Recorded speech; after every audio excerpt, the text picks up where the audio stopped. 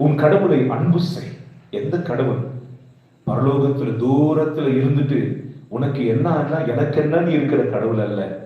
உன்னையும் என்னையும் மீட்பதற்காக இறங்கி வந்து, நான் ஏற்கனவே விவரித்து விட்டேன், பிறப்பிலிருந்து இறப்பு வரைக்கும் மனுக்குலத்தை மீட்பதற்காக அவர் பட்ட அத்தனை கஷ்டங்கள் நீ தியானிச்சு இந்த 40 நாட்களில் எனக்காக பிறப்பிலிருந்து இறப்பு வரைக்கும் இப்படி கஷ்டங்களை அனுபவித்த தேவனுக்காக நான் பிறப்பிலிருந்து இறப்பு வரைக்கும் கஷ்டப்பட எந்த ஒரு எக்ஸ்ட்ரீம் லெவலுக்கும் நான் போகவும் ஆண்டவருடைய சட்டத்தை கடைபிடிக்க கீழ்ப்படிக்க எதை இழக்கவும் தயாராக இருக்கிறேன், எதை அடையவும் தயாராக இருக்கிறேன், எதை விட்டுவிட வேண்டுமோ அதையும் நான் தயாராக இருக்கிறேன் என்று நீங்கள் முடிவெடுப்பீர்கள் என்றால் பரலோகம் நம்முடையதாகும், பரலோகம் உங்களுடையதாகும்.